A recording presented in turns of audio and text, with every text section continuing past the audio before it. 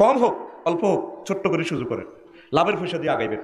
এত বড়টা করে ঋণ একটা লয়, কিস্তি বুঝি শেষ, কিস্তি দিয়ে আবার রেট উঠতে পারে না। এটা কি একটা জীবন হলো? নবীজি যে কোনো জানা যেতে চাইলে, হাজি সাহেব আমার ভাই তো ব্যবসায়ী মানুষ, আর কুলজের ভাই আমার হাদিয়েও দিছে অনেক টাকা আমার ভাই, আল্লাহ আমার ভাইকে বরকত দাও। জোরে কস আমিন। তুই আমিন যেমন আল্লাহ কইছ, দুইজন ফেরেশতা লেগে দিয়েছে মিসলুল্লাহ কা, তুমি তার জন্য যা দোয়া করছো সেম আল্লাহ তোমাকেও দিয়ে দিবে। একজনের দোয়াতে আমিন বললে সরাসরি দুইজন ফেরেশতা তোমার লগে নিয়োজিত আছে, তারা ওই সেম দোয়াটা তোমার পক্ষে লিখিয়ে এলায়।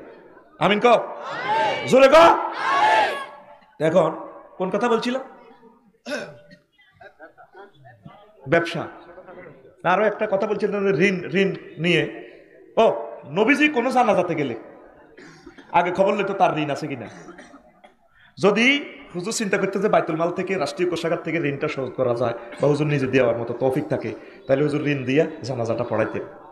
আর যদি এমন ব্যবস্থা না হইতো, আহালদেরকে ডাক দিতেন, তোমরা কি কেউ ঋণের দায়িত্ব নিবা? কেউ যদি রাজি না হইতো, হুজুর একদিকে বসে থাকতেন, সাহাবীরা তোমরা তার জানাজাটা পড়াও, আমি তো পারতেছি না। অনেক সময় কান্নাকাটি শুরু করতে, হালো আয়াল হুজুর আমরা ঋণ দিয়ে দিব, আমরা জানাজাটা পড়া। ঋণ ম্যানেজ করা পর্যন্ত কি করতো না, জানাজা দিত না। তাহলে এরকম নবী যদি বাংলাদেশে আইতো, কোটিপতি শিল্পপতি প্রায়টি ধরা খাইতো, হাজার হাজার কোটি টিয়াতে ঋণ কিস্তি, ওর কথা কয় না।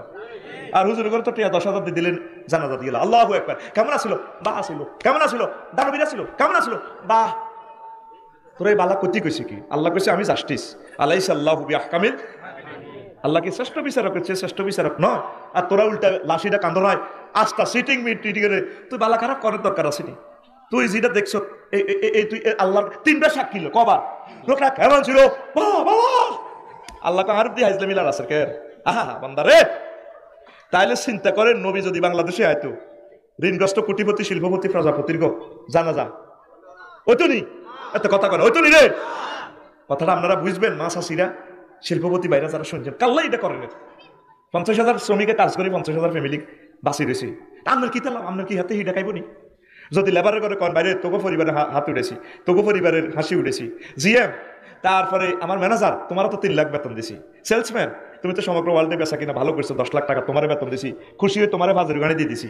এখন জাহান্নামের ফিডাটা তুমি 2 দিন খাও, কোন না এই কামে আয় নাই। এই জন্য আয় কোনো ব্যবসা বাণিজ্য নাই। নয় আয় যদি আল্লাহ যে ব্রেন দিছে, তো করে ইসলামে তার বেশি লাগবে না। 500 বছরে আমি পৃথিবীর অন্যতম সেরা ব্যবসায়ী হতে পারি, ওয়াদা করছি। এই মাথাকে আল্লাহ রাসূলের জন্য ওয়াকফ করে দিলাম। অন্যদিকে যাবেন, আমার টাইম নাই। আল্লাহ এই মেধা, এই প্রজ্ঞা, এই হিকমত ইসলামের জন্য তোদের জন্য ওয়াকফ করে দিলাম। তোরা তো আঙ্গু হুজুরের মফিজ মনে করো, হুজুর কেন মফিজ? আসলে আমাদের সে আনা তোরা কইতে দিল আঙ্গুরা এমনি দেয়া যায় না মফিজের মতো। আসলে আমরা হুরো শেয়ানা কমিটির স্ট্যান্ডিং মহাসচিব। আঙ্গুরা কেলা সব লাগে হুজুর আমরা তো সহজ সরল। আমি কইলাম তুই যদি 100 রকমের সিটারি করছ, আমরা 101 রকমের হারি। তোরা যে আমলের ছাত্র, হে আমলের আডা টিচার, ঠিক রে? তোরা কত বড় সিটিং হইলে এই জামানাতে আল্লাহ আরে বক্তা হিসেবে তোকে সিটিং করে ঠিক করে বেললাই ইঞ্জিন মিস্ত্রি দিছে। আরে কথা কয় না, আইতে কই তুই সিটিং গণনার বুঝতি। কাজী ইব্রাহিম সাহেবের কইলাম আমি একটু কারেকশনের ভাষাটা চেঞ্জ করি, নো নেবার। তারপরে মীর হাবিবুর রহমান যুক্তিবাদী সাহেবের কইছে হুজুর আমি একটু শুদ্ধ ভাষা বলি না, বাংলাদেশ টেলিভিশনের মতো। না, আপনারা নোয়াখালীর মানুষ অনেক ভালোবাসে, আপনার কথা শুনতে চায়, আপনি এভাবে বলুন, অনেক সুন্দর লাগে মুহাদ্দিস সাহেব বলুন।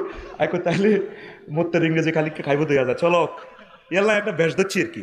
আর আমি জানি অরিজিনাল মাল দিলে কোনো আর ব্যবসা টিকতো না, এটা আমি জানি। ইয়াল্লা 80% গাইড দিই ওয়াজের মধ্যে, কারণ আমি তোদেরকে স্টাডি করে গেলেছি।